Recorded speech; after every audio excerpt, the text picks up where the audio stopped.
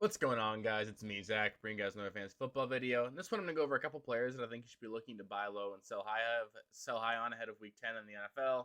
We're coming up on a lot of the trade deadlines in a lot of your guys' fantasy leagues, so I think it's going to be that time of year where we start seeing a lot of trades. A lot of teams are trying to position themselves for the playoffs, and a lot of teams are just trying to get in. So there's a lot of different strategies people take, and I find that generally this tends to be the best way for me to make my teams better. It generally ends up being the thing that separates me from my league mates in each of my leagues. So I love trading. It's one of my favorite things to do. I spend a little bit of time every single week in each league just looking over what trades I can make. And it's part of what makes fantasy fun is talking with everyone else in your league, trying to work out trades and just keeping things active with the league as well. So yeah, I really do enjoy trading. It's definitely my favorite part of fantasy as well. So do love it. Before I do get into the video, I just want to thank you guys for all the support we've been getting. It's been really cool to see how well the channel's been doing. If this is your first time here, thank you so much for stopping by.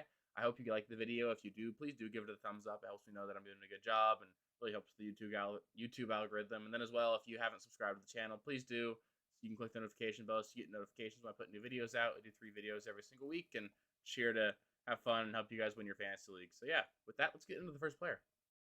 The first player that I'd be looking to buy low on this week is going to be DeAndre Swift. He actually made the list last week, and I'm going to really stick to my guns on this one. He's been just extremely limited due to injury, but he's been more efficient, and it's also promising that we've seen that the coaching staff's been pretty open and honest with us so far about how they're going to use him. They said that he got 1 too many carries last week when he got 5, and lo and behold, he got 4 this week. So it's reasonable to assume that they're not lying to us when they say that this week they do look to be getting him more involved in the offense. He's was significantly outsnapped by Jamal Williams. I think it was like 38 to 10. So I think we're going to see that sort of come back. DeAndre Swift is still the lead dog in this offense when he's healthy. He's extremely efficient with the touches that he gets, so he can be a player that can be super fantasy relevant, even if he does get limited touches. And the Lions have a really favorable schedule going forward. They get the Bears this week, who are a team that have really struggled to really defend anybody, and they just lost Robert Quinn and Roquan Smith, so that's not going to get any better. They also play the Bears in Week 17 of your fantasy championships, so Swift could be a guy that ends up being a league winner. It's also just been a really long time since DeAndre Swift's had a really good game, actually. The last time he was a top 25 running back in PPR scoring was week 2, which is just absolutely insane. So it's really important just because I think that a lot of people are going to be just kind of done with him. And I sort of get that because it's just been almost 2 months now since he's been fantasy relevant. But he's a really elite player. He's getting healthier. He's on a good offense with a bad defense. So he should be a high end running back too the rest of the season. I don't think he's going to cost you that just with how frustrated he's been. I've seen him move for a lot of players that honestly he shouldn't be in the same conversation as. So DeAndre Swift to me is going to be a buy low. He's got so much upside that I'm willing to take on that injury risk. The next buy low for me is going to be Gabe Davis. This one's honestly pretty simple for me. He's just obviously an extremely volatile player with his boom bust nature. He gets a lot of really deep targets in the offense, and it makes his production relatively inconsistent. And he's busted the last 2 weeks, so that makes him a pretty prime buy opportunity. He's still on the field for 90+% of their snaps. He had 121 air yards last week if he catches that 70-yard bomb at the end of regulation. His game looks completely different. He gets plenty of end zone looks. He's always a threat to score touchdowns. So Gabe Davis is going to be a guy that he's just like he's a guy that can win you your week as your wide receiver 2 or 3, and I don't think he's going to cost you that. To me, he's probably like a top 20 wide receiver the rest of the season. You're just going to have to deal with the highs and lows. And honestly, he might even come at a bigger discount this week, given that we're dealing with some sort of concern over Josh Allen's elbow. I don't think he'll be missing any time. I'm not by any means a medical expert, but he managed to play through it at the end of that game. He seems to think he can play through it.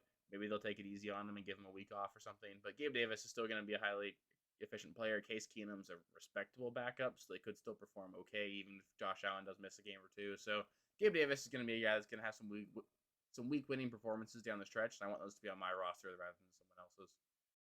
The next buy low for me is going to be KHALIL Herbert. The Bears' offense actually looks pretty good, which is a development that I didn't really see coming. But on top of that, KHALIL Herbert is just clearly the better runner in this offense. He just looks a lot better with the ball in his hands. And the Bears have a really great rest of season schedule. I mentioned that the Lions get to play the Bears twice over the next second half of the season, and the Bears get that same luxury against the Lions. They get to play the Lions this week, so KHALIL Herbert should have a decent game here. And then if KHALIL Herbert can take over as that starting running back for the Bears, he will be the starting running back against the Lions defense in week 17, the fantasy championship. So KHALIL Herbert really could be a buy low guy that could end up winning people a lot of leagues this year.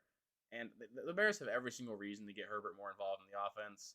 David Montgomery is not going to be a part of their future. They've made that pretty clear by not picking up his 5th-year option. KHALIL Herbert's just a better player. He's younger.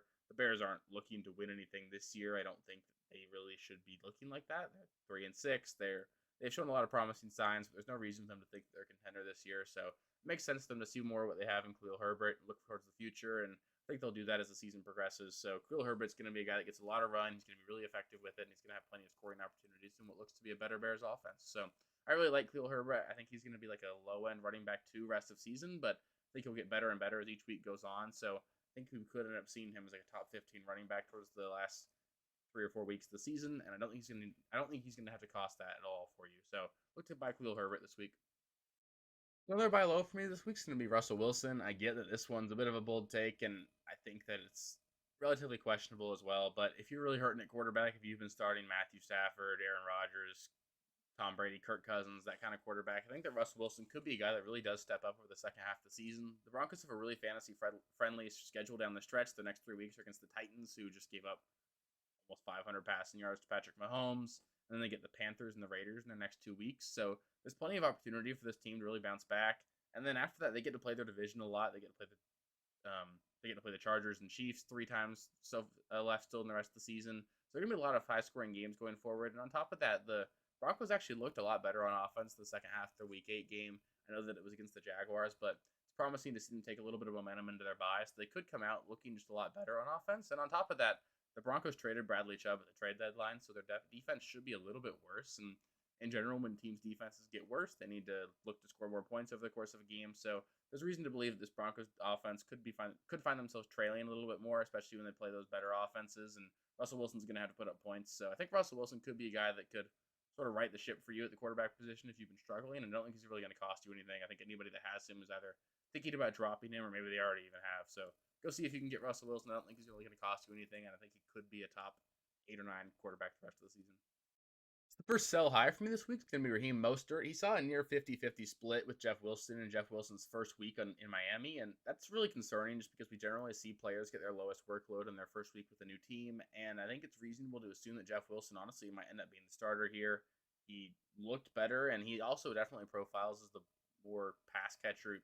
He profiles to have the pass catching role in this Dolphins offense, although that hasn't seemed to be extremely valuable. But we know that those touches are extremely valuable in general from a fantasy perspective. And if Jeff Wilson's going to get, let's just say it's even a 50-50 split, I think that basically makes Raheem Mostert and Jeff Wilson both like really low-end running back 2s the rest of the season. And I think that Raheem Mostert's he's viewed as much better than that. He's been really efficient, really good on the ground so far this season. He's been getting a ton of touches. So I think a lot of people still view him as like a fringe top 15 running back.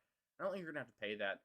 Sort of on the flip side, I do think that Jeff Wilson's sort of a sneaky buy low. He might even be on your waiver wire, so he'd be a must-add if he is there. But I think that Raheem Mostert's the kind of guy that, I mean, he needs a lot of workload for him to be super valuable because he's not going to get those passing game opportunities. So if Mostert loses those, he's going to be a tough start as the season goes on, and I'd definitely try and sell high on him before Jeff Wilson really grabs that job.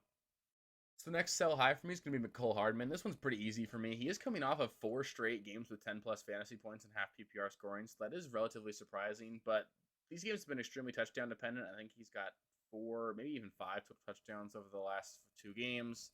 And I just don't see that continuing. I know this Chiefs offense is elite, but it's a really crowded wide receiver room for Kansas City. They've already been getting Juju and MVS and Hardman involved pretty frequently. Justin Watson and Sky Moore have sprinkled in there as well. And then we're going to see Kadarius Toney take on a much larger role in this offense. They traded a 3rd and a 6th round pick for him. So they clearly intend to use him, and he only had 9 snaps in week 9. So that's going to come up. It's really going to muddy the water for pretty much every single Chiefs wide receiver. So you can sell MECOLE HARDMAN for really anybody that you can trust to start going forward. I think I would do that. I think Hardman's just still going to be a boom-bust kind of play that he's been his whole career. I don't think he's really turning the corner at all. I do think he looks a little bit better. He looks more comfortable out there, but this receiver room is just too crowded for me to really trust anybody except maybe Juju and maybe Toney if he takes on a much larger role down the stretch. But I don't really want too much involved in this Chiefs offense other than Kelsey and Mahomes. So I'd look to get out of MECOLE HARDMAN if you can. And finally, I'd definitely be looking to sell high on Curtis Samuel. His season-long numbers are actually really good. He's the wide receiver 13 in PPR, believe it or not, so that's super shocking. But Heineke clearly prefers Terry McLaurin over Curtis Samuel. Curtis Samuel's the wide receiver 31 since Heineke's taken over, as for Terry McLaurin is the wide receiver 18, and that includes a fluky 50-yard touchdown that Curtis Samuel caught this last week. If you didn't see it, there were like 3 or 4 Vikings in coverage, and a ref got in the way and tripped up one of them, and Samuel dove and caught the ball, and then it wasn't touched when he was on the ground, so he was able to roll into the end zone. And that's just not going to happen very often. If you take that play out, he caught 3 passes for 16 yards. That's not really what, I mean, we do sort of expect to see that out of Curtis Samuel. He doesn't really operate down the field very much. He's much more of their close to the line of scrimmage guy.